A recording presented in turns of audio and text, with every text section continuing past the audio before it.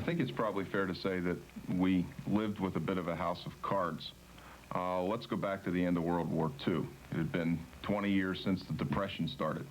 There were 20 years, therefore, of pent-up demand. Frankly, you could make anything, and the American consuming public would have bought it starting in 1946, and that's roughly what happened. It didn't take a whole lot of genius to run a company.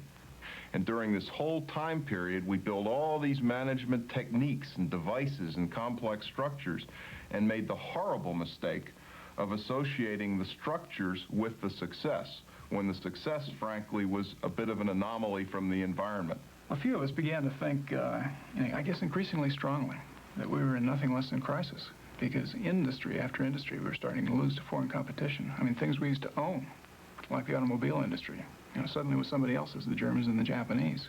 And we felt very strongly that unless, something different happened, and I mean greatly different, not the same old stuff again, and not a reinforcement of the same old management technique, unless something really different happened, we were really headed downhill fast as an economy. And so we went out looking for models of, is somebody doing it right? And are they doing it right in the United States? Looked at another way, it's nothing less than a 180-degree shift in the way we think about managing and leading. The models and the metaphors of the past have been the manager as a cop, as a referee, as a devil's advocate, as a naysayer, as a pronouncer. The words that we found that seem much more appropriate in the excellent companies are the manager, the leader, as a cheerleader, as a coach, as a facilitator, as a nurturer of champions. The drumbeat, and the drumbeat that has been so sadly missing, was it all comes from people.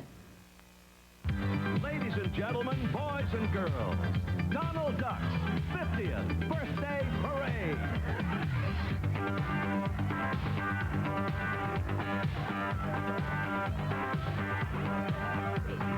Happy birthday, it's Donald's birthday. Happy birthday. Hey Donald, happy birthday, happy birthday. If you're looking for excellence in American business, this parade is a good place to start. The best-loved characters ever created are strutting their stuff down Main Street at Walt Disney World, and people are having the time of their lives.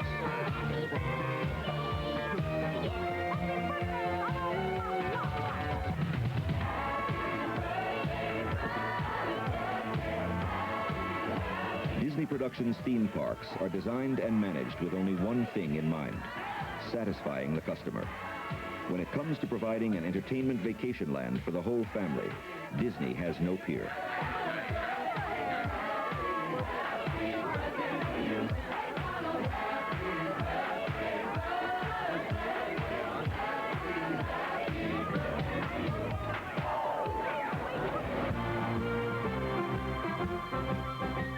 Here in Orlando, Florida, the gates to Walt Disney World open at 9 a.m. every day of the year. In less than an hour, the grounds are mobbed.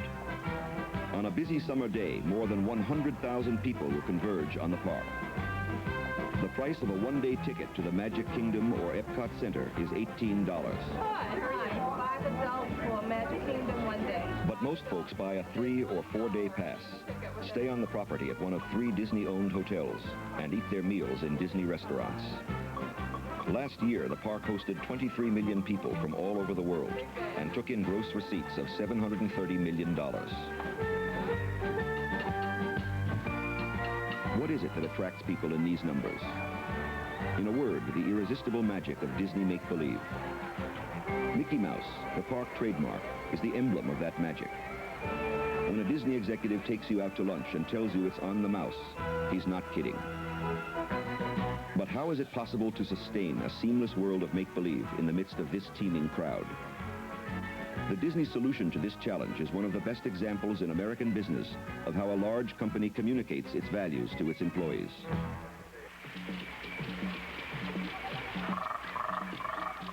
The world of make-believe isn't real.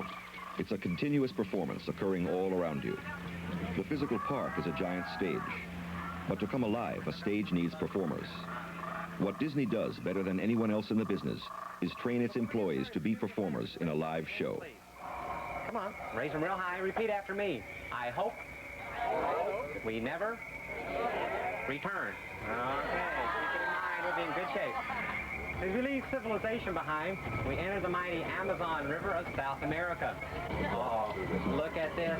We're moving into a pool of dangerous hippopotami. They can easily upset our boat. Now watch out for these guys, they are dangerous. They've been sinking our boats all week long. There's a charger on the left, and another one's on the right side. Uh-oh, hey, crew. We're in headhunter territory now, yeah? It's important. Every smallest detail of the company's elaborate training program is designed to create an awareness in its employees that Walt Disney World is, above all, show business. Bye-bye, crew. Bye-bye. 10 minutes in the jungle and you forget your manners. Oh, savage, savage. There is no personnel office here. You are hired at Central Casting. And on day one as a new hire, everyone is required to take Traditions 1 at Walt Disney University. Does anybody know all 7 dwarfs? Anybody got all 7 dwarfs? Go ahead. Dot, sneezy, grumpy, dopey, sleepy, happy, and droopy. Nope. We got 6 out of 7. What's the 7th one? Bashful. That's right. There's no Godzilla. The day begins with apparently trivial pursuits, but there is method here. As the trainer drills his class about Mickey and Snow White and Fantasia, he enfolds them in Walt Disney's vision of the Magic Kingdom. He creates the illusion that Walt himself is present in the room, welcoming the new hires to his personal domain. The object is to make these new employees feel like partners with the park's founder, sharing a mission to create the most wonderful place in the world. And if you went to Tomorrowland, you could... There is no better example of how a large company instills values in its employees. And of course, he made sure he kept the place clean. He made sure it was simple and unconfusing. He made sure that he gave the people a good value for the dollar that they spent when they visited Disneyland. And most of all, he made sure that all of his employees were friendly, polite, courteous, and helpful. Just grab a seat, make yourself comfortable. After lunch, the class moves to a small theater, the perfect setting in which to learn that they are all to be players in a live performance. What business are we in? You know, everybody knows that McDonald's makes hamburgers, General Motors makes automobiles, Sony makes TVs, but what does Disney make? Makes people happy, exactly. Doesn't matter who they are, where they come from, what they do, what language they speak, what color they are, or anything else. We're here to make them happy. Nobody's been hired for a job. Everybody has been cast for a role in our show. Because of that, everyone is a cast member. You're all hosts and hostesses. There's no custodians, no cops, there's no bellboys or anything else. Everybody's a host and a hostess. We also work on stage. We take a break, we go backstage. We wear a costume, not a uniform. Of course, we deal with an audience, not a crowd. That audience is made up of guests and of visitors, not of tourists. It reminds us what business we're in. We are in show business. We are in entertainment. On stage, off stage, a simple distinction that Disney drums into its employees endlessly. Walt Disney saw to it that the stage itself, what customers see as they move through the park, was what he called picture perfect. There are props, backdrops, lights, and everything else that goes into a giant production, but all is hidden from sight. In the days when Disney toured the park in person, he made certain that nothing was allowed to mar the picture. Today, 17 years after his death, custodial crews sweep and polish the park around the clock.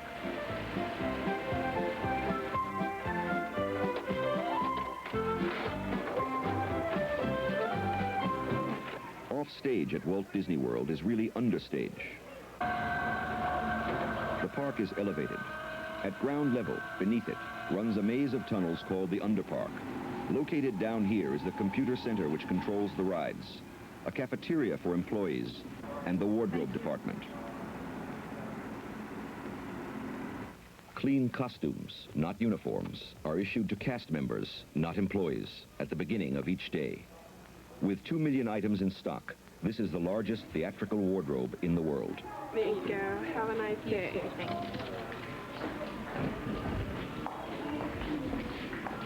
In the Underpark, strictly off limits to customers, employees may smoke, eat and drink, fix their makeup, and in general behave as they do in the real world. But once they ascend from the tunnel and enter the Magic Kingdom through inconspicuous doors and quiet corners, they are on stage again and expected to perform. It's easy to see that masked and costumed characters like Captain Hook are performing.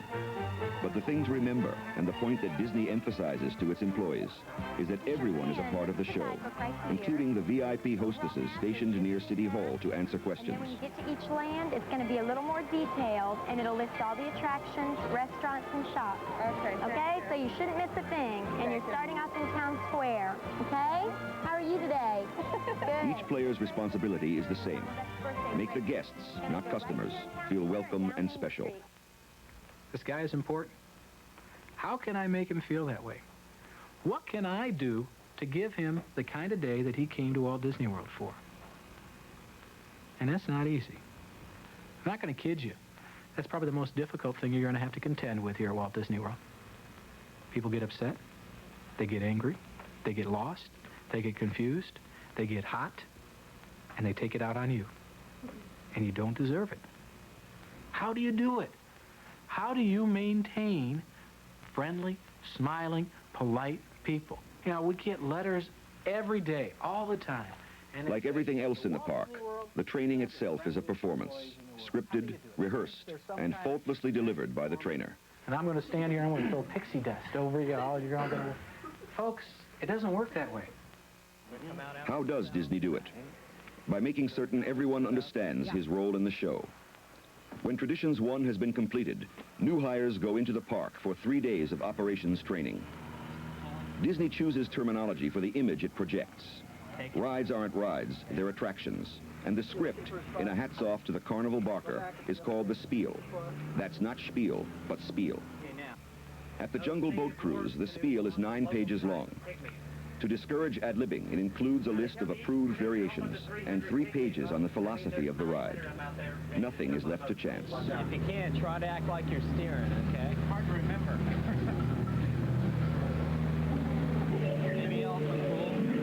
And it looks like we stumbled into the sacred bathing pool of the elephant. Whole herds of playful Indian elephants migrate here every day. Okay, look out ahead. He's coming up. Oh, he's coming over the left. You're looking back. You better get down over there. Oh, boy. As soon as it goes down, go. Okay. Okay. Now I hope we can make it. Yeah, all right. You better look out. Turn around as much as you can. Tell them, lean in, lean in, lean in. Okay. Okay, make it look as dramatic as you can. You got to make it look like they're going to get wet, okay? Lean in. You're scared as they are, okay? You're just driving the boat. You want them to lean in as much as they can because that water's going to come right at them. Okay. From working with my trainer, he showed me a lot about different things you can do to line them up, to get their mind off of it. When they start out on the Jungle Cruise, they're going into the jungle. They're no longer anywhere except for the jungle. And it's my job to take them away and put them there. When is the show supposed to start? What is the show going to be about? Well, it's a Donald Duck parade, and what it is it's a tribute to Donald Duck because it is his 50th birthday. But it isn't only the obvious performers who are trained. To make a customer feel special as you point the way to Fantasyland or the nearest restroom requires its own kind of training. Okay, thank you. You're welcome. The minute you walk through City Hall and you're out here on Main Street, then we're on stage. You need to be all smiles. That's what the guests remember. They remember what that person said to them, what that cast member told them when they were in front of City Hall, and that you were smiling or that you took extra time with them. Those are the important things. Okay, Alan, in the process of making your rounds, you need to keep... Everyone is taught a role. Sweeping up the park seems a simple task, but Disney knows that these custodial crews will receive more questions from customers than anyone else in the cast. At the same time, you have to be courteous, you know, and be aware of the guests around you and their questions. And even though you get the same question asked 3 or 4 times, you know, you got to remember each time there's a different guest asking you. Those trained longest and hardest are the Disney characters. And watching them learn the steps and gestures that make each one of them unique is a real treat. But this part of the training we are not allowed to show. Disney knows that these creatures are the wellspring of the enchantment which is its stock in trade, and protects them fiercely.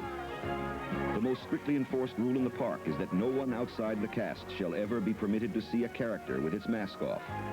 The illusion must be maintained. These players are taught never, under any circumstances, to break character. We tried to peek behind the mask by filming Goofy in the Underpark before he went on stage. But even down here, because we were there with our cameras, Goofy played Goofy. The key to Disney's success is its commitment to making sure that people who come here have a good time, and the training program the company has developed to achieve that end. Disney will go to any lengths to make certain that every one of its 19,000 employees understands its credo and the importance of his or her role in the show to creating the world of make-believe. The payoff is plain to see. The Magic Kingdom truly becomes a magical place.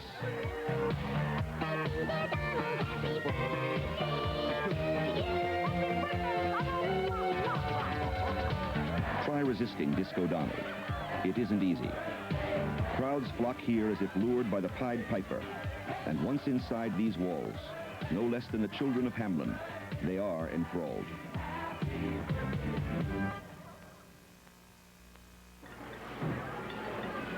This isn't Walt Disney World. It's a family-owned food store in Norwalk, Connecticut, Stu Leonard's Dairy. But Stu Leonard, in his own way, knows every bit as well as Disney how to make his customers feel special. He achieves that by listening to them. This phenomenally successful family business is a delicious example of how a simple thing like listening to the customer can pay off. I'm from Cleveland, and I've never seen anything like this in all my life. What is so different? What is it that you like? It's just fabulous. It's different. There's just nothing like it. And it's the only grocery my husband will come to. Is that right? The milk is still the greatest milk ever. I think. An average supermarket with 16,000 items on its shelves may do $200,000 of business in a good week. Stu Leonard's grosses $1.5 million a week with only 750 items. An astonishing $80 million a year. Part of the attraction are the prices. Stu buys directly from the producer by the trailer truckload. Meat from Iowa, fruit and produce from California. Milk is processed right in the store, originally a small dairy opened by Stu's father in 1921. Why don't you put a boat over here so there's an aisle for the customer, right? Stu Leonard is out on the floor every day, working the crowd like a politician on the campaign trail. Like all successful businessmen, his work is his passion. He can't keep his hands off the merchandise or the customers. Stu styles himself a monomaniac with a mission, and he is crystal clear about what his mission is, to make every customer that enters his store feel special. What we did here is we went around on the customer side of the table, and we said, what exactly do they want? They want better stuff at a lower price. They want a fun atmosphere. Most people think that food shopping is a drudgery. They dread it. When we did that, and when we started to really get our ear to the ground and listen to the customers and keep giving them what they wanted, before I knew it, I had to put an addition on. And then another. We put on 24 additions. And it's nothing more than listening to the customer and doing what they say. Stu Leonard Jr. has been working in the store since he was a boy and shares his father's love for the business. 30 years old, with an MBA from the University of California, Stu Jr. is in charge of company finance and the overseer of customer relations, the #1 priority here. Take your word for it. Every other Saturday afternoon, Stu Jr. leads a focus group with customers who volunteer their time to let management know what they like and don't like about the store. When I first started to come here, you carried your own brand of ice cream in plastic tubs that I could take home. It's hard to imagine customers caring enough to take the time. But if they didn't care, they wouldn't be here. They were like this, they were round with the lid on them? That's the container. Yes, sir. I use them in my freezer. Would you buy the round plastic tub if it was... Stu's younger brother Tom is in charge of produce. The whole family, including Stu's 2 younger sisters and a number of uncles and aunts, are involved in the business.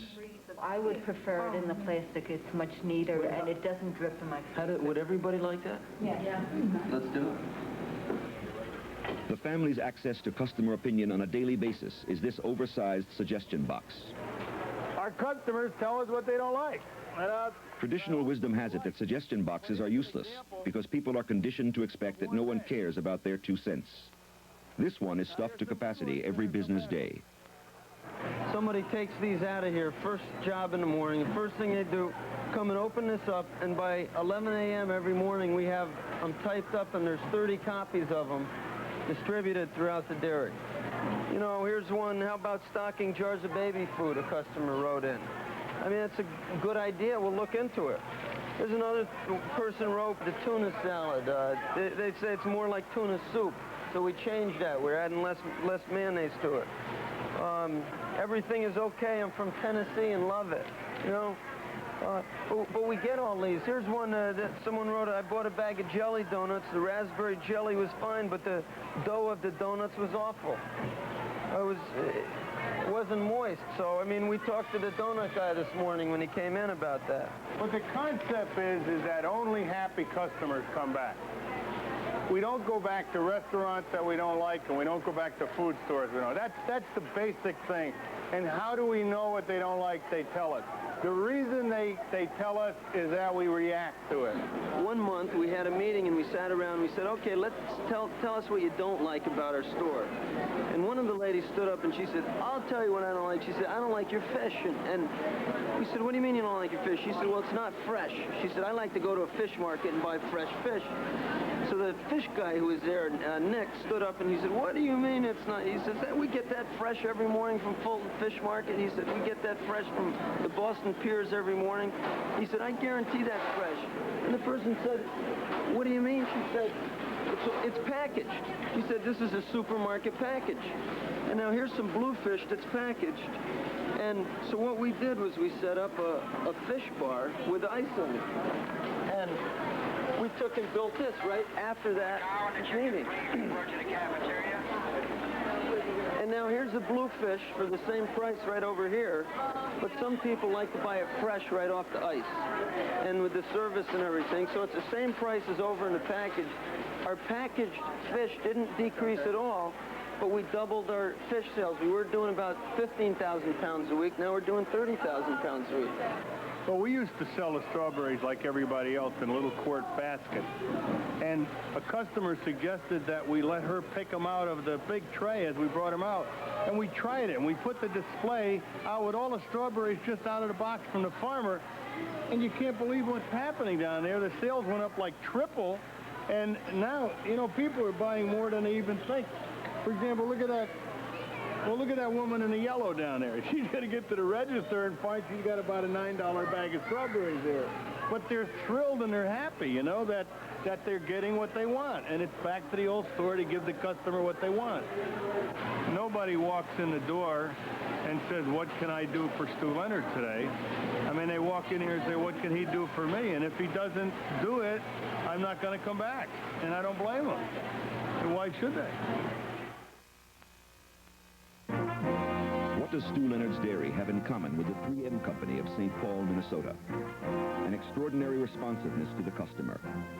3M develops hundreds of new products every year, 90% of them in direct response to customer needs.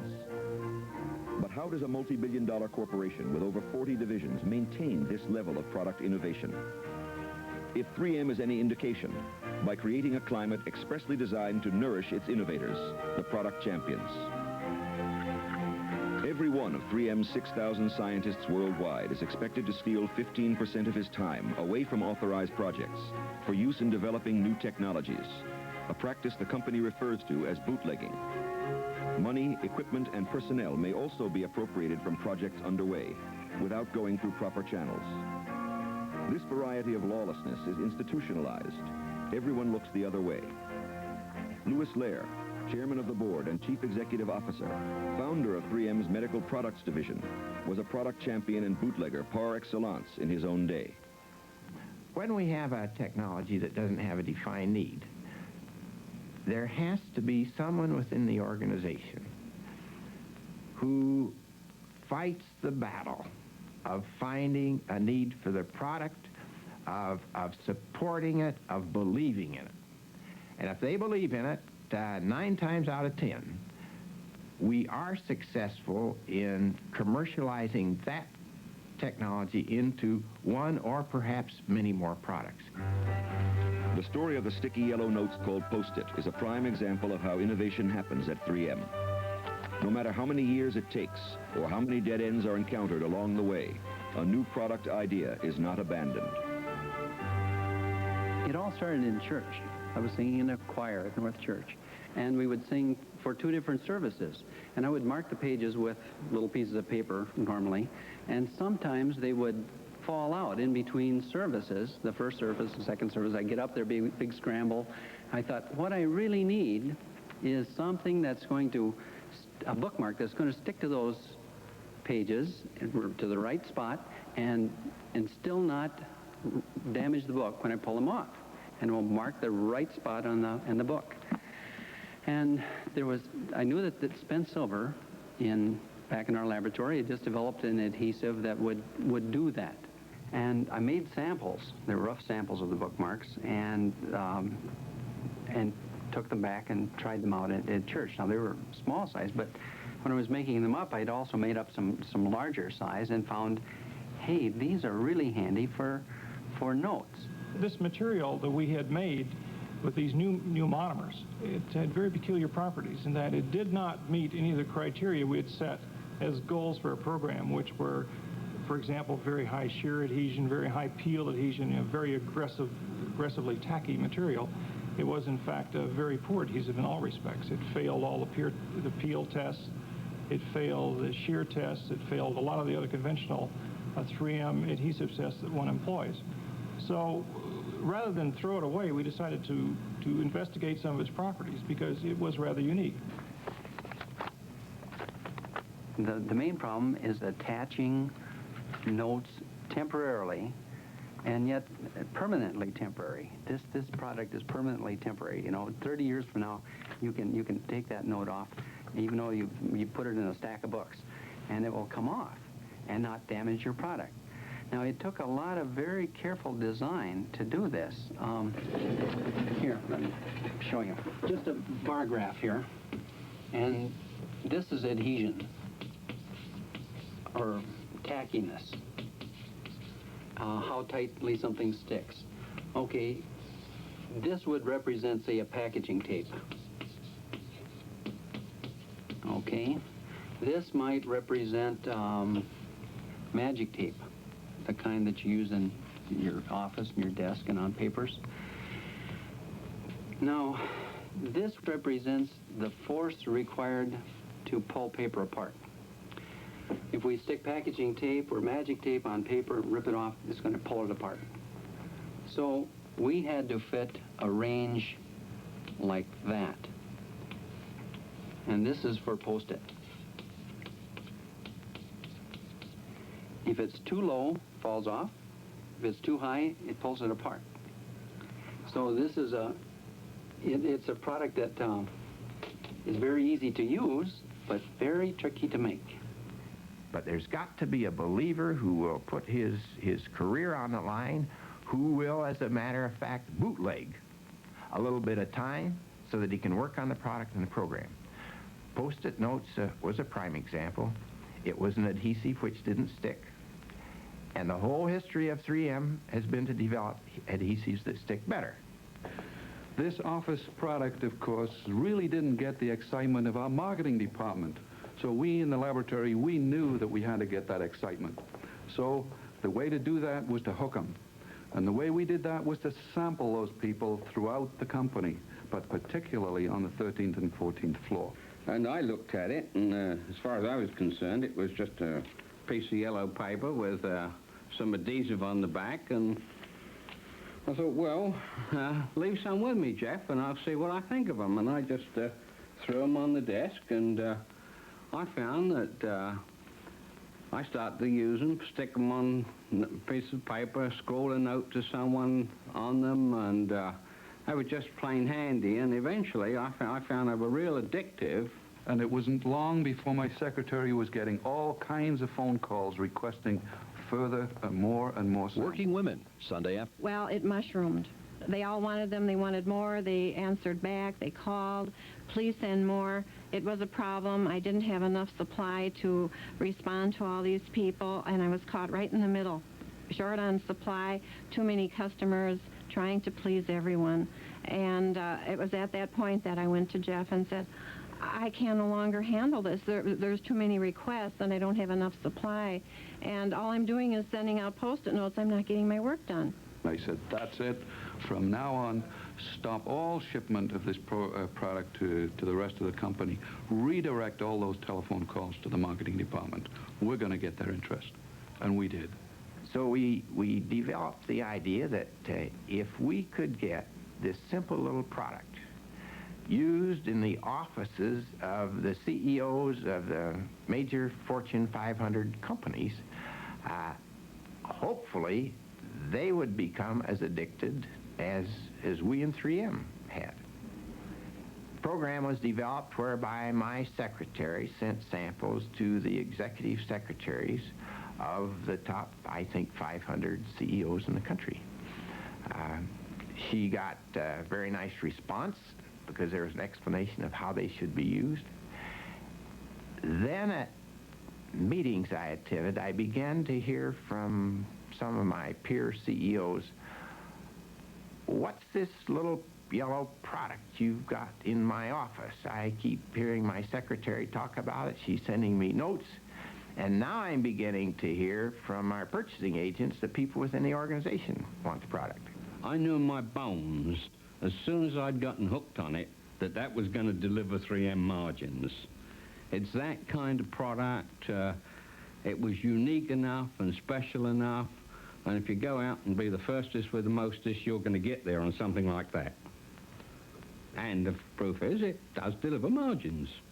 People comment to me more about Post-it notes than any other product we make. And they tell me what I like to hear, which is that they are addictive. And addictive they are, to the tune of an estimated $200 million a year in sales.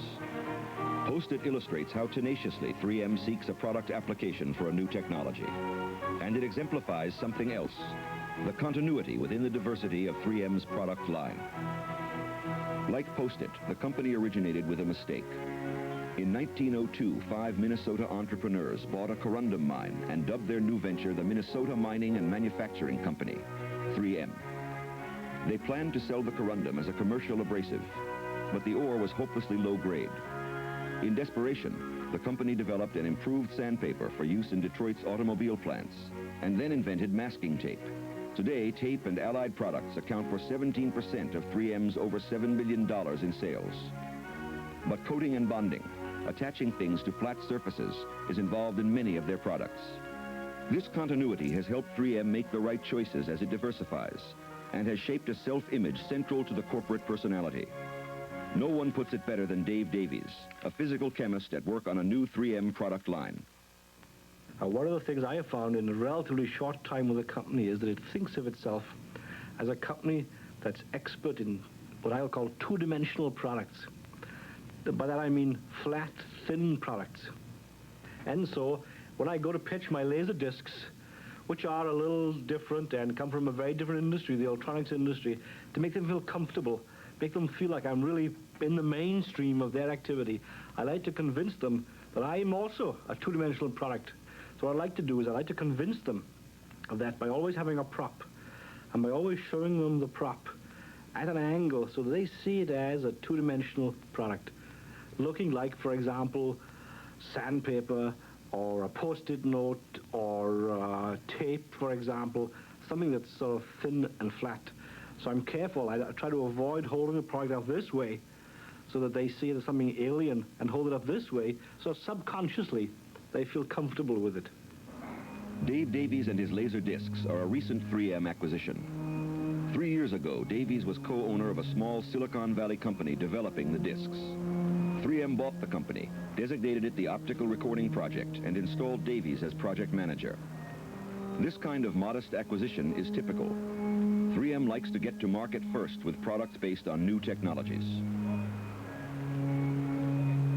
The discs are processed in clean rooms, chambers sealed against even microscopic particles of dust. The value of a laser disc is its vast capacity for data storage. A laser beam can inscribe the Encyclopedia Britannica several times on the surface of one 12-inch disc like this, and the data can be accessed in a fraction of a second. Laser discs are expected to replace a whole line of floppy and hard discs now used in computers, a multi-billion-dollar market. We all believe in this plan, right? We don't think it's sandbagged, so what do you think I should say in response? Davies is now at a crossroads in his operation. To mass produce the discs and bring them to market, he needs a scale-up allocation of $20 million. The final decision will be made in just a few days at corporate headquarters in St. Paul. To prepare for the meeting, Davies and his team hope to pinpoint the objections likely to arise when he makes his pitch. Jim Thwaites, for sure, is going to be very concerned, as he has been all along, about the amount of capital that the project's chewing up relative to the amount of cash that it's bringing back. We have to be able to establish the credibility of what we can produce farther down the pike relative to what we're using up front. Yeah. So it's hard to avoid the margin issue. That's right. I think you're right. We probably underestimated it. Yeah. And it's already a significant factor, so I'm a little nervous about the whole issue. Do you agree? Yeah. For Davies, the stakes are high. If he can build his project into a profitable business, he can count on 3M turning it into a new division and allowing him to run it as if it were his own company within the larger parent. A powerful incentive to succeed as an entrepreneur. In his bid for funding, Davies has already passed two major hurdles: reviews at the group and sector levels of the corporation. But what awaits him here in St. Paul is an intimidating encounter with 3M's highest court, the Executive Operations Committee. Okay. Good luck, Dave. Oh, thanks. Come on in behind me, guys. I need help here. Good luck. Yeah. Here comes the Welsh champion. Good afternoon. Good afternoon. What I'm here, gentlemen, to ask you for is approval for the expenditure of $20 million. Now, to request approval for $20 million in this kind of product area, it's really a fairly simple issue. To my mind, there are three questions. Can we make it? Will someone buy it? And can we make a decent margin on it? And I think we'll spend most of the time analyzing in depth the financials. Lou Lair, a veteran product champion himself, knows this game as well as anyone. Jim Thwaites, president of international operations, is known to be unhappy about Davies' projected profit margins. Bob Adams, in charge of all 3M research. Al Jacobson, industrial and consumer sector. Al Huber, Davies sector chief and major ally on the committee. Desi Desimoni, life sciences, and Ken Shane, graphic technologies. Is this agenda acceptable to you, gentlemen? Fine, go ahead. We stand in a leadership role to do it. If we do it right, we can make margin on it. Good margin, traditional 3M margin, and it'll be a big business for us. But if Notice how, even in the heat of battle, Davies remembers to hold his disc flat. Nobody questions that. The question is, when you get into it, how long can you stay with it without losing your shirt? What we have to rely on is the significant barrier to entry that happens. We are, for example, today the only producer of laser video discs, an American company in the States. That's because the investment, both in technology and in hardware and capital equipment, is very large. As you gentlemen know, you've already invested it. So there's a significant barrier to entry. Dave, do we have patents or patents applied for? Do we have a position?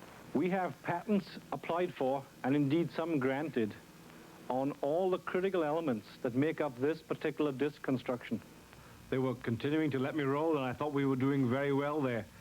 And I just gotten over the point with Mr. Lair about the patent position, which is always a difficult one. When in comes Mr. Thwaites again on pricing and profitability. Why isn't the long-term profitability a lot higher? Initial price is not high enough. I've already come to that conclusion. I think the key answer to your question, Mr. Thwaites, is that it is Japan. Because Japan will be in a very strong position in this industry and will have an influence on the pricing. That's fine. But excuse me interrupting, that's fine. But somewhere along the line, if you're going to be out in front and you're going to be ahead of them, and you should be, in the cycle, you've got to get better pricing than you're showing in the book. What's your degree of confidence? I go back to the question I'm still trying to get an answer to. What's your degree of confidence in the forecast you've made? Every one of these men has been in Davies' shoes earlier in his own career, gambling that he can develop a successful venture from a new technology. They want Davies to win, but there is no fooling them where the numbers are concerned. They've been here before. So if they order less, they pay a lot more. You have just read my mind. When you talk about pricing. Yeah, if we get serious about it, though, this team, they sound pretty innovative, and the fact is that the forecast projections are not going to give us the kind of yield that we need to do the job and to make the investments that this type of business justifies. And the customer's going to do very, very well out of it. 3M Company need to make more money to be able to invest more and make the program a success. That's the point where they threw you guys out of the room and really began to cream me with 2/8 leading the charge. For 30 minutes, they put me through the hoop on pricing, profitability projections, and the return on investment. I really thought that I was not going to get the money at that point. In my assessment, to do this project right, it's going to require significant upfront pre-investment. And that's where my program probably differs from a lot of others that you see. I have factored in heavy investment in development costs, in scale-up costs, in pre-investment costs into this program. And it makes the next 4 years of the program look quite bad. If we ran this to the 6th, 7th, and 8th, and 9th year, I think it would look a very attractive program. Al? Chairman, I'd like to move approval of the proposal that we looked at today. I'll second it. Are there any questions or other suggestions? Comments? All in favor? Aye. Opposed? Very good. Thank you very much, gentlemen. I appreciate your attention. Okay. Next subject.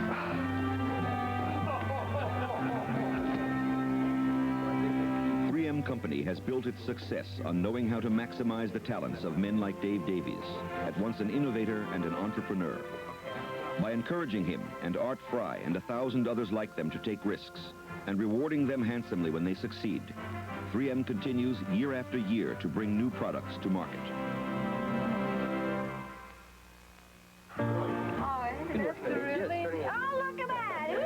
The youthful exuberance here seems a long way from the mannered halls of 3M.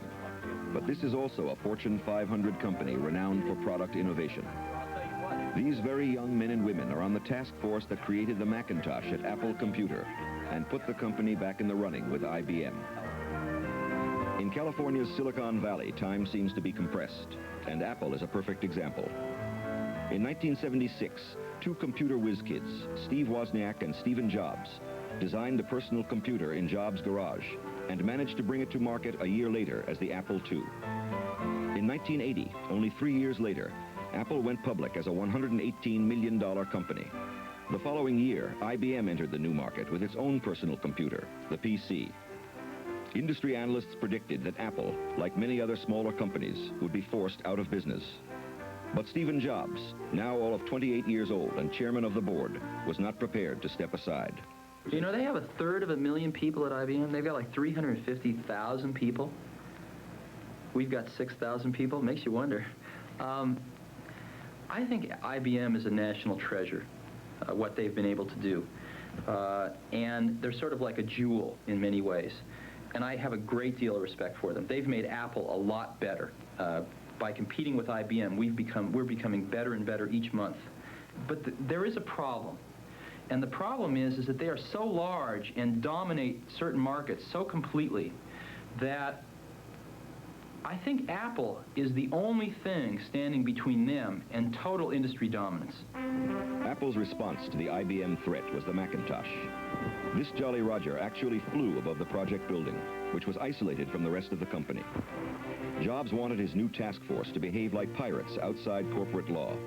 He was determined that this team would be free to innovate unencumbered by Apple's bureaucracy. And he led the project himself.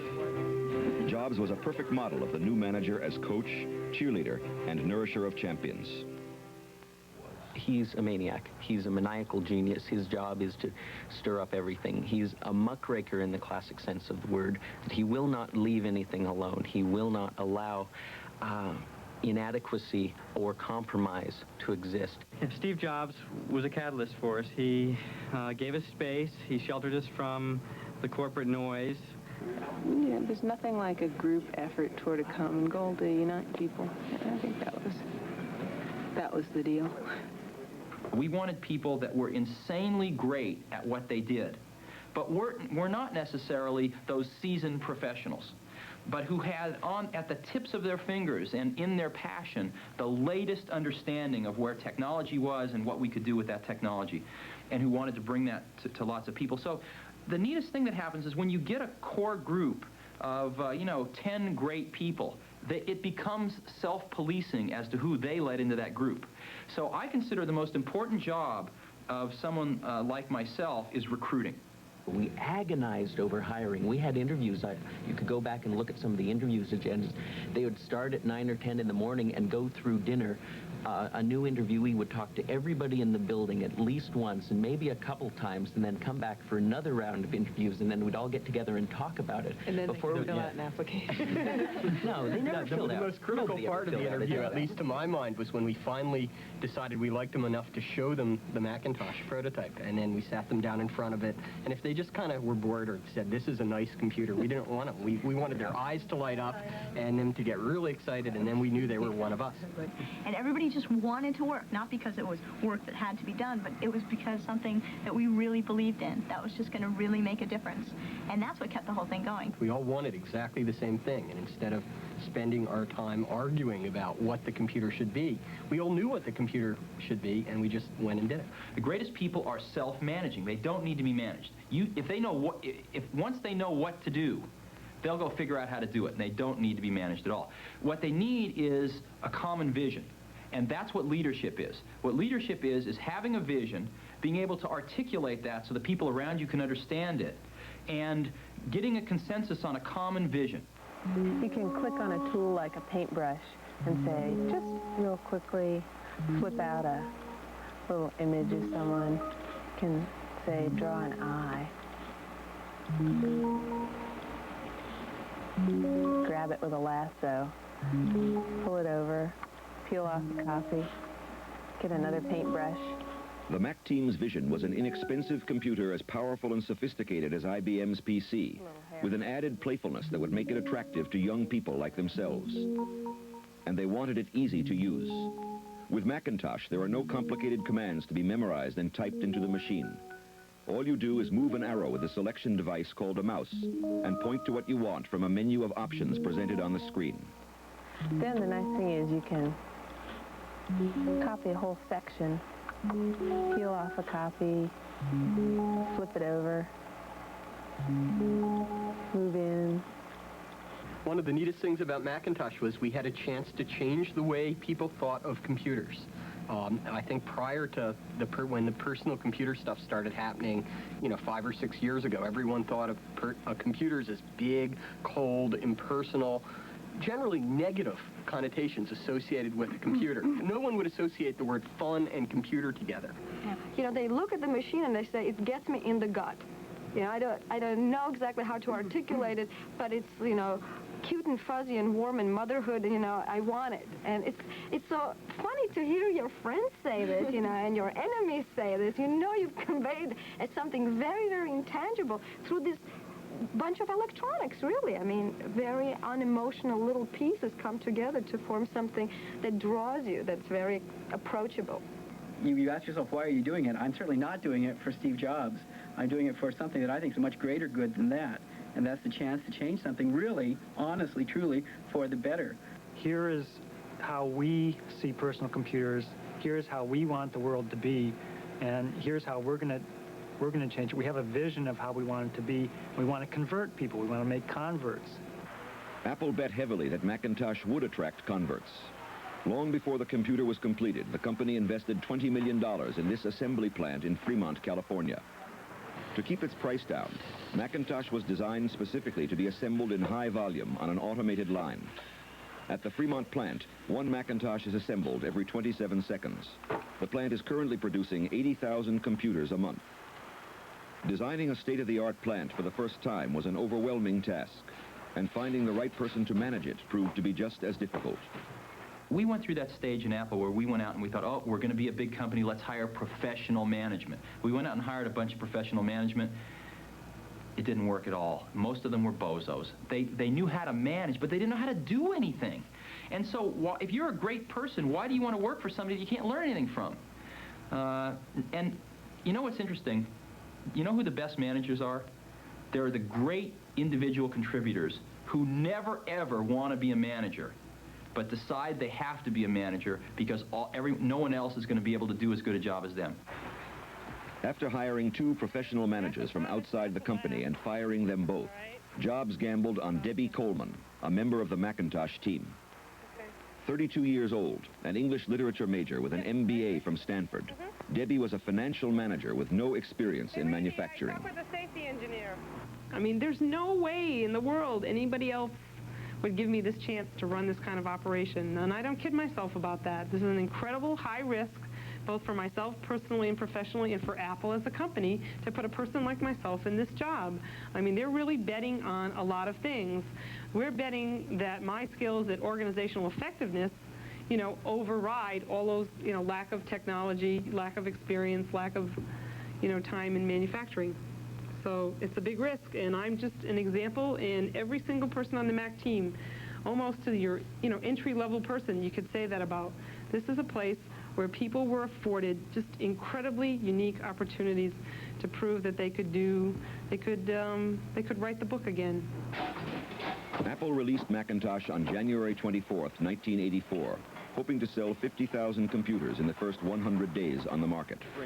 72,000 sold, and sales continue to climb. What began as a pirate venture, the bad kids in the company, has reinstated Apple as IBM's principal competitor in personal computers, and is now accounting for roughly half the company's $1.5 billion in annual sales. The best way I came up with to affect change at Apple was by example.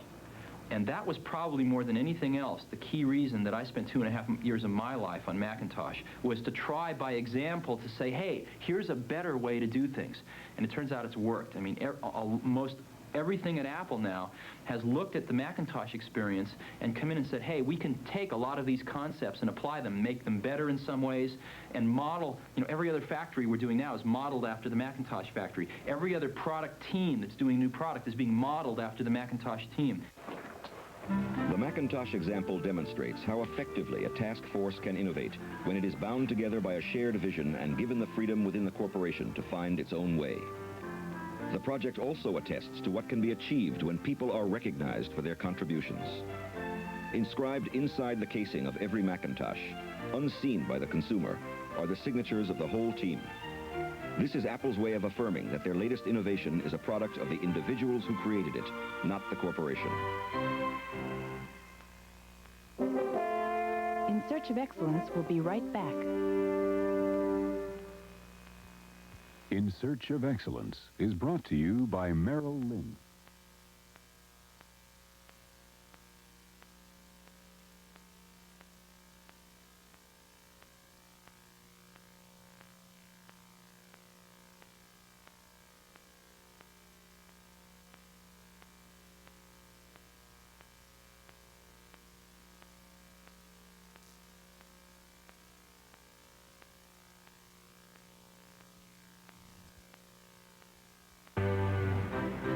All the excellent companies understand that employee involvement is the key to increasing productivity, improving quality, and winning in the marketplace.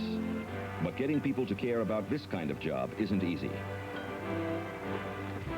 Dana Corporation is a car and truck parts manufacturer with 89 plants in 32 states. Productivity throughout the automotive industry is notoriously low, but Dana is an exception. Over the past 10 years, the company has grown from a $1 to a $3.6 billion business and tripled its sales per employee, a phenomenal productivity gain. How was this achieved? With a management policy which places people at the top of the list as Dana's most important asset. Karen Strand runs the chassis parts plant in Oklahoma City. Hello, Marty. Like every Dana manager, she spends a lot of her time on the shop floor, maintaining personal contact with employees. But Karen is not a corporate watchdog. Every one of the 175 workers here is on salary. There are no time clocks and only a handful of floor supervisors.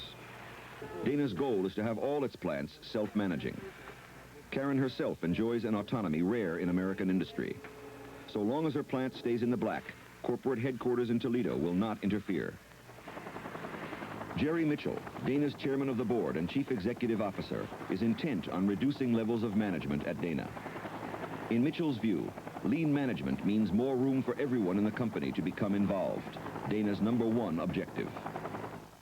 We set out to take our levels of management from some 14 or 15 levels from the shop floor up to me to reduce it, and we just took a number of 5, and the logic is that 5 is better than 6, and when we get to 5, we'll go to 4.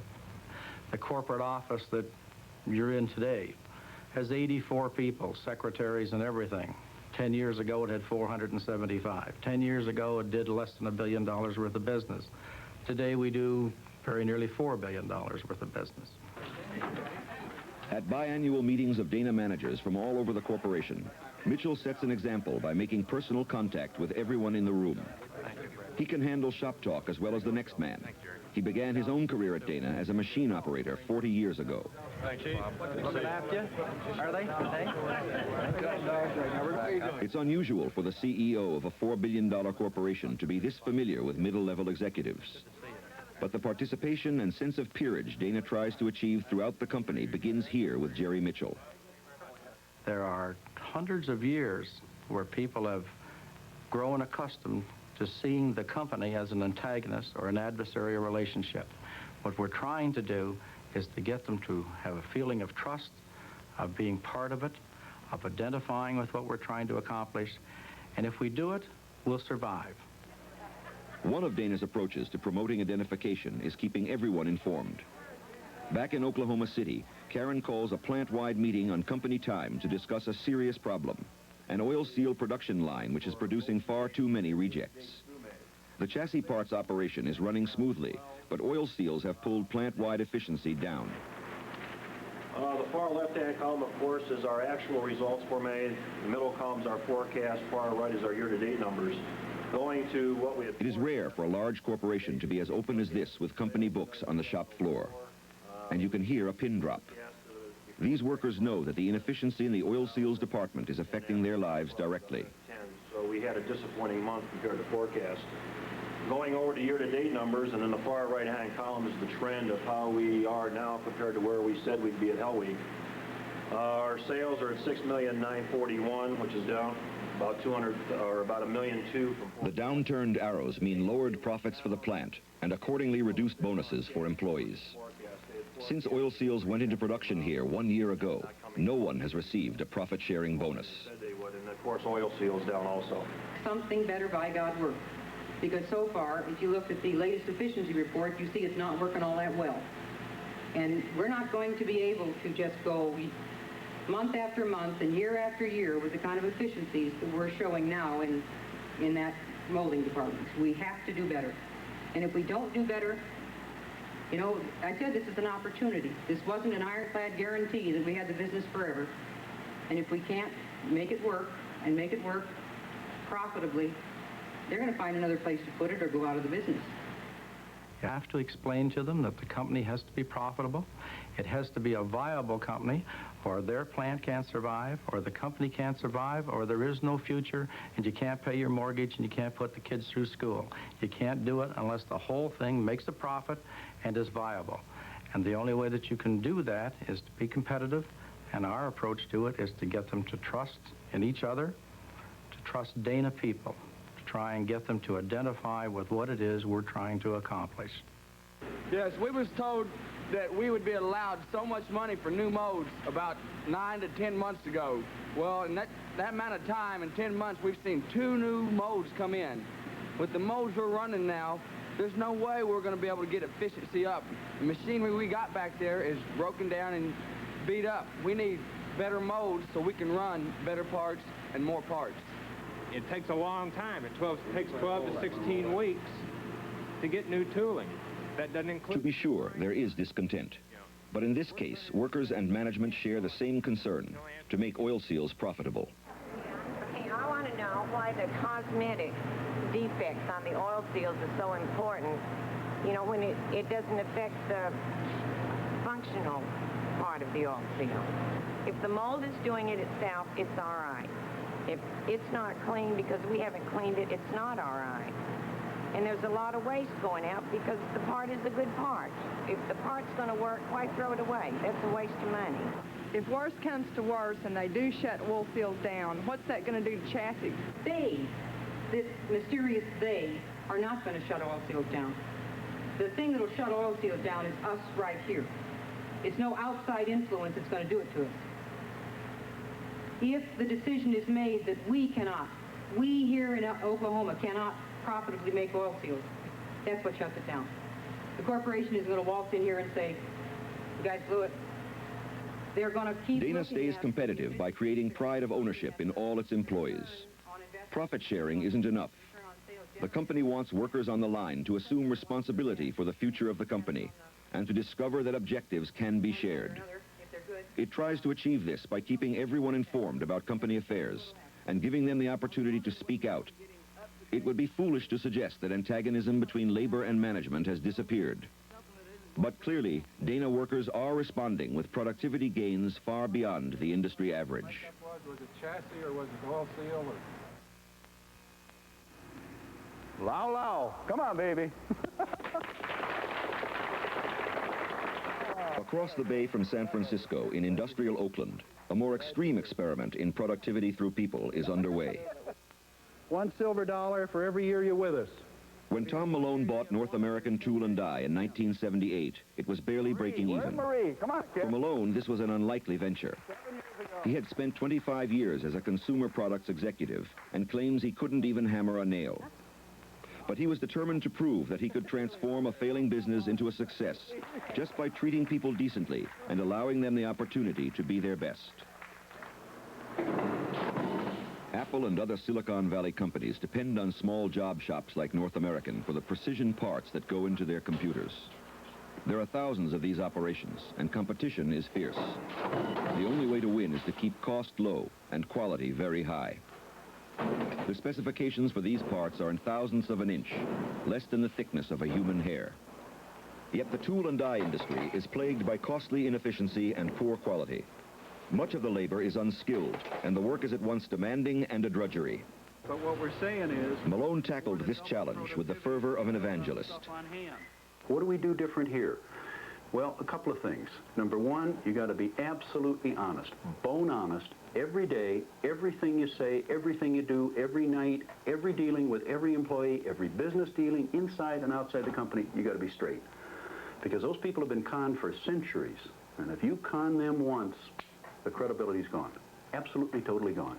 And they're looking at you with a crooked eye until you prove it. It took us probably 2 years until they finally realized that we were playing absolutely bone straight. Malone sounds too good to be true, but there is no question that he has achieved stunning results. In the 6 years since he has been running the business, the reject rate on parts has dropped from 5% to a near-perfect 1/10%. Annual sales have increased from $1.8 to $7 million.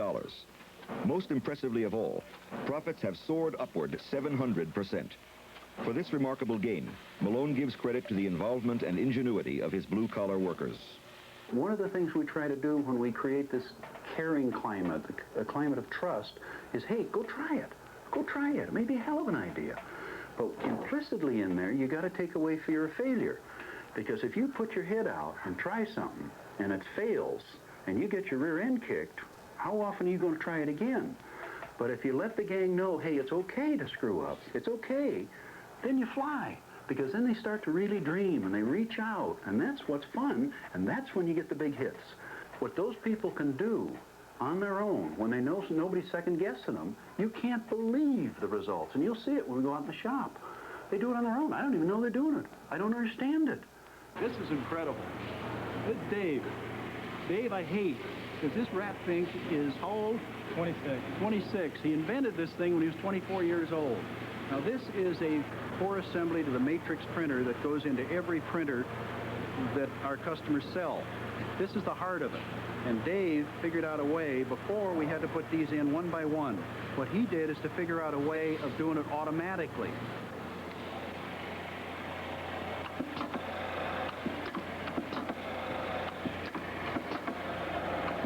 It makes kind of like a game because you're loading rivets in here while the machine's running by itself. And it's all spring-loaded, so while the machine's cycling, the operator can put more rivets in here. Well, it gets to where it's a game, you're trying to beat the machine all the time. It's like trying to get the rivets in before, the machine stops. And what I had to do, I had to speed the machine up because eventually the people started beating it. Now, the real implication here is not just his genius. We use old equipment here. This isn't state-of-the-art. The difference is his genius is going back to old-fashioned American ingenuity. We're not competing anymore with job shops in the West Coast or in Chicago. We're competing against offshore. And the way we beat them is to outthink them. And that's the personification of it right here. We got a new award today. It's called the North American Tool and Die Freezer Award. Now, who knows what that's for and who won it? Anybody? Anybody got an idea? Something in the freezer. Kelly, go on, look in the freezer. Go on, go look in the freezer. Come on, hurry up. When an employee contributes in any way to helping the company toward its goal of zero rejects, Malone makes it an occasion for proclaiming his gratitude to one and all at what he calls a superperson ceremony. Come on up here, buddy. I warned you, kid. I warned you. All right. Oh, that's cold. The mood of these celebrations is genuine. Sometimes Malone's effusiveness appears to embarrass his employees, but it seems they do like and respect him. The check is for $50. Okay? Yeah. Remember this job? I went through the shop one day and I saw Kelly going in the freezer. I thought, what the hell's going on? Is he goofing off or making margaritas for Joe or what? You know what he did? He couldn't get this into here, so he said, hey, I'm going to put this in the freezer. It'll shrink and then put the part together. And it worked. And I said, where the hell did you get that idea? He said, what? Just part of the job, right? Yeah. What else can I say, gang? Thanks. God love you, babe. God love you. And remember, no rejects. No rejects. No rejects. That's why we're here, gang. Okay, that's the North American Tool and Die Freezer Award.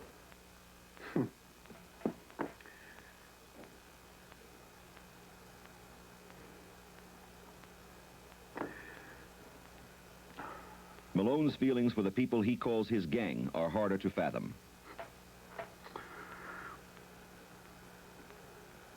These people are good. They are good human beings. And they have been screwed their whole life.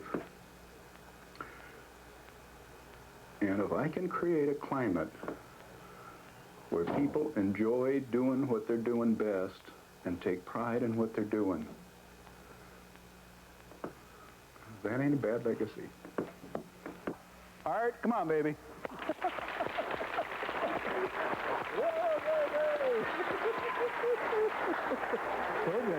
Is Tom Malone truly motivated by compassion for the working class? Who can say? What is evident is that the appreciation he lavishes on his employees is producing the bottom line results that are making his business a success.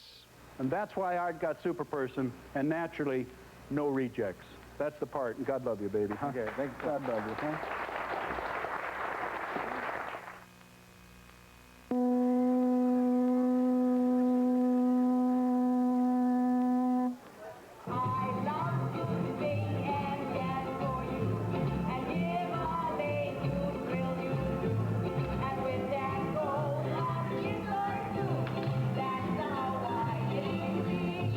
North American Tool and Die is a modest business. How does one of America's largest companies reward and motivate its star performers? If it's IBM, by inviting them along with their husbands and wives for 3 days of fun in the sun on the Hawaiian island of Kauai.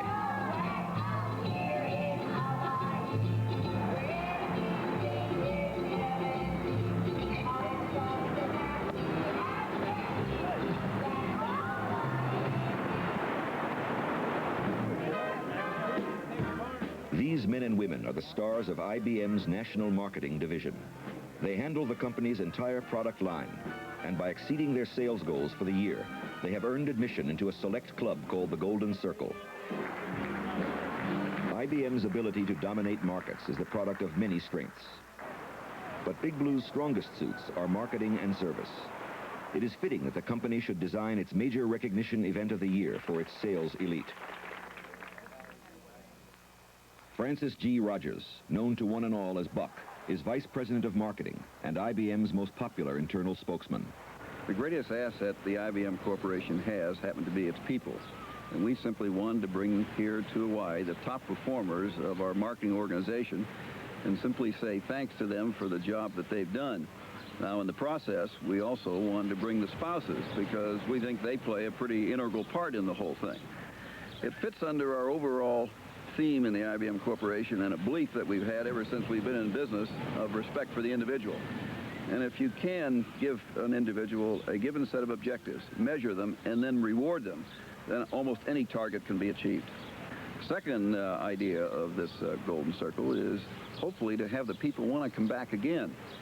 I say that because since these are our top performers, and if they are incented in some way to try to achieve something beyond what their normal quotas are, then obviously the IBM Corporation is going to meet its overall revenue and customer satisfaction goals. Buck Rogers, ladies and gentlemen. Buck Rogers is more than simply the best public speaker in the corporation. To the sales force that moves $40 billion of IBM products a year, he is a role model and a champion, Mr. IBM. Well, thank you very much, and it's I who should be applauding you. First of all, you and I work for the finest corporation in the world. It's an organization that's doing more to improve and enhance the way we work and live than any other corporation I'm aware of. We're also fortunate to be within an industry itself that's only at a point of infancy. I remember when Buck has been delivering these pep talks for 20 years, and the company has made them a tradition, a major corporate channel for communicating IBM values to its employees.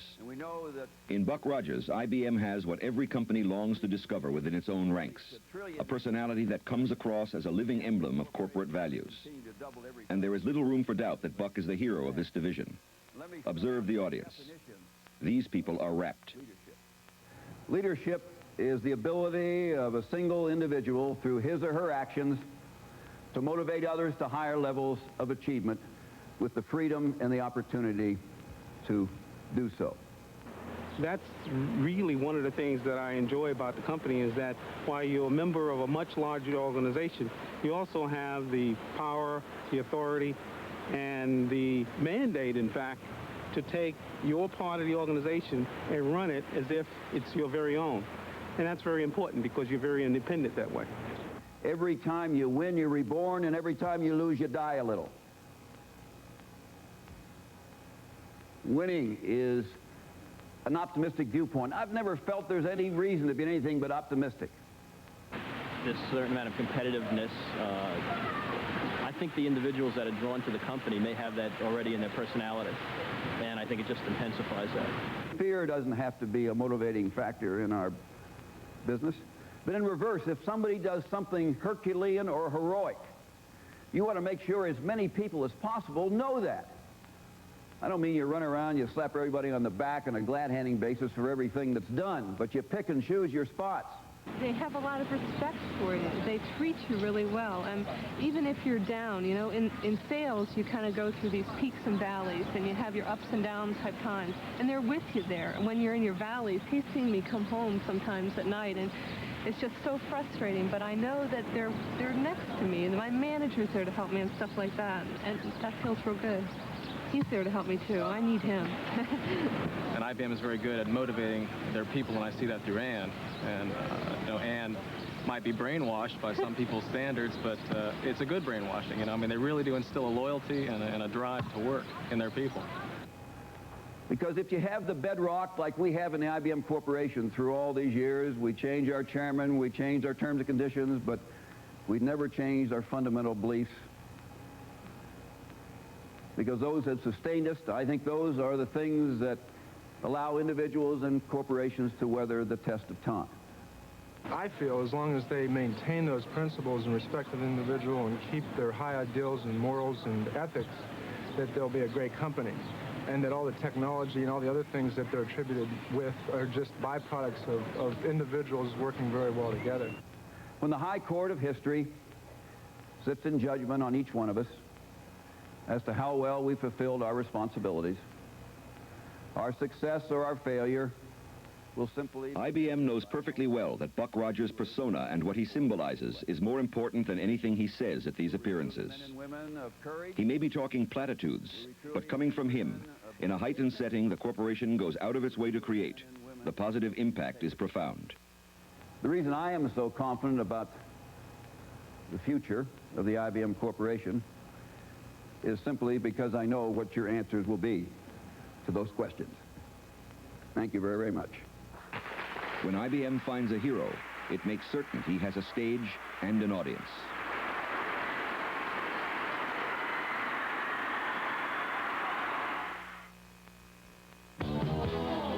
All the excellent companies celebrate superior performance. But when it comes to tailoring hoopla to fit its own needs, McDonald's is the master. It's safe to say that the vast majority of Americans have at least sampled a Big Mac. By the end of this year, customers all over the world, 17 million of them a day, will have gobbled 50 billion of these famous burgers at 8,000 McDonald's restaurants. In the 29 years since Ray Kroc opened the first store in Des Plaines, Illinois, the company has grown quarter by quarter, as regularly as clockwork. Annual sales are now at $8.6 billion and climbing steadily. Dining at the Golden Arches is not a gourmet experience. What you do get in a world full of unpleasant surprises is the comfort of knowing what to expect. The burgers are never burned or raw. The service is sunny, and the restaurants are spotless inside and out. McDonald's stays far ahead of the competition in the fast food industry by maintaining these standards throughout its worldwide system. This is no easy trick, particularly when 75% of the company's 8,000 restaurants are owned and operated by independent franchisees outside corporate control. How does McDonald's succeed where others fail in keeping its independent stores running by the corporate book? With a never-ending behind-the-scenes campaign designed to ensure that employees know what is expected of them and take pride in doing it right. The kids on this bus come from every state in the Union and 31 countries around the world. McDonald's employees, they are finalists in the Crew Decathlon, a system-wide competition brilliantly designed to tap into the excitement of the Summer Olympics in Los Angeles. Contests like this one in Indianapolis began at the store level. Crew members competed against one another at 10 stations: drive-through, lot and lobby, bun dressing, quarter pounders, fries, the whole McMenu. Winners at all 10 stations, decathlon athletes, moved up to semifinals at the district and regional level. And now, 3 months later, the gold medalists, 91 in all, have been brought to Los Angeles for a week of parties and studio tours and ringside seats at Olympic events. These kids are more than motivated. They are inspired. To bestow upon them the highest compliment in McDonald's glossary, they have ketchup in their veins. Proud, happy, you know. It's just like achieving perfection, you know. And when you reach perfection or you're able to grasp it, you know, it's great. It makes you feel super. The highlight of the trip is a final playoff to be held at a replica of a restaurant used for filming TV commercials. Here we go. This time, the kids will compete in teams against the very best in the system. The winners will return to their stores in Texas or New Zealand or Japan with a heavyweight McTitle, best and fastest Hamburg cooker in the world.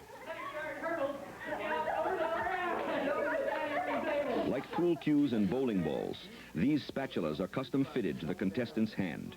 Whatever it takes, these kids are ready to grab the gold. McDonald's has done everything possible to keep the voltage high. The world press is in attendance, and the master of ceremonies is a real live game show host. In McDonald's corporate parlance, this event has sizzle. All set back there with the whistle and... Okay, what's going on right now is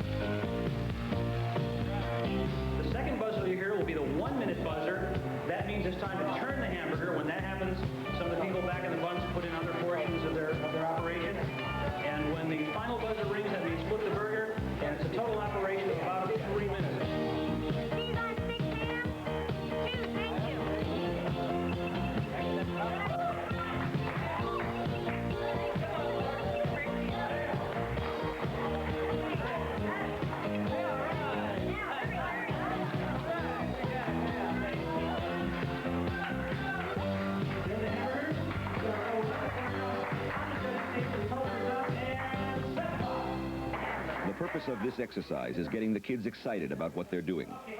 But the contest benefits the company in another, less apparent way.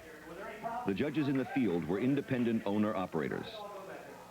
And the criteria for judging come from the operations manual, a 700-page book detailing every step of the cooking process and every gesture and attitude to be used in dealing with the customer. The point is, you can't judge the contestants unless you know the manual cold. Okay, Vince, what are the judges looking for here?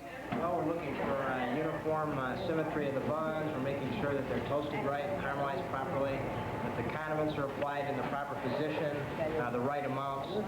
We're checking for the heat of the product, how well the meat is prepared, uniformity of product, heat, taste, and so forth. Great, thanks. Okay, here we go.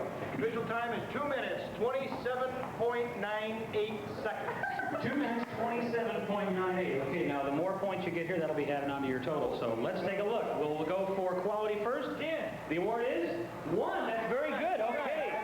Very, very good. A 0 is perfect, so 1 is the next step. And for taste, the judges have awarded...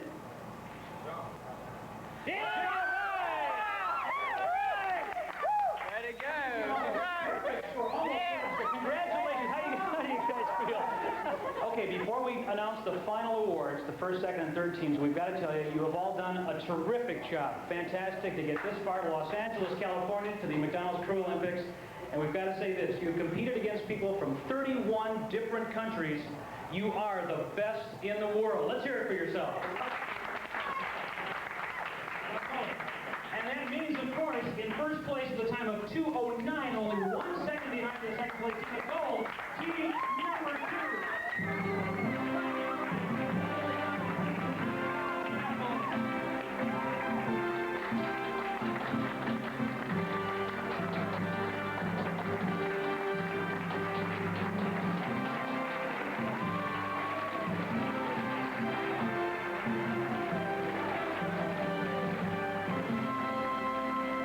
The pride in this young man's face is the culmination of a campaign that took 6 months and cost $500,000. When all is said and done, pride has a lot to do with excellence. Everybody knows that American business is in trouble. And in a world where technology is available everywhere and labor is cheap, business people are increasingly aware that quality is the only way to win. The excellent companies know all this and something more, that the key to quality is people. And they behave accordingly. They make certain that everyone understands their values and their vision. They do whatever they can to get employees involved, taking responsibility, identifying company objectives as their own. Frank, come on back up, buddy. And large or small, no matter what industry they are in, they take the time to recognize and reward people for what they do. From the outside looking in, some of this effort is hard to swallow. It can look and sound like manipulation. And to be sure, theatrics are involved. These companies are not in business to make people feel good about themselves. Like any other business, profit is their goal. What sets them apart is their consuming belief in the value of their products and services. The leaders of these companies are impassioned, and their passion animates the whole organization and drives it to success. Needless to say, the excellent companies aren't perfect.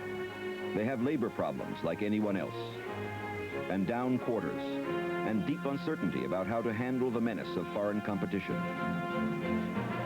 But by and large, by responding to customer needs, by caring deeply about what they do, and infecting everyone in the organization with their commitment to quality, they stay competitive and profitable year after year.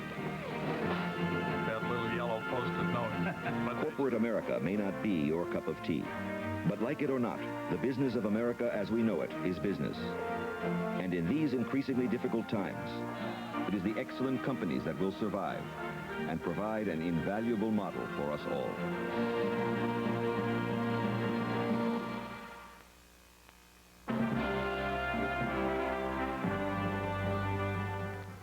Coming up next, a special documentary tribute to the genius of architect Philip Johnson as we tour the majestic, multi-acre aquatic wonderland he built among Fort Worth's skyscrapers. Water Garden is next on TV 57.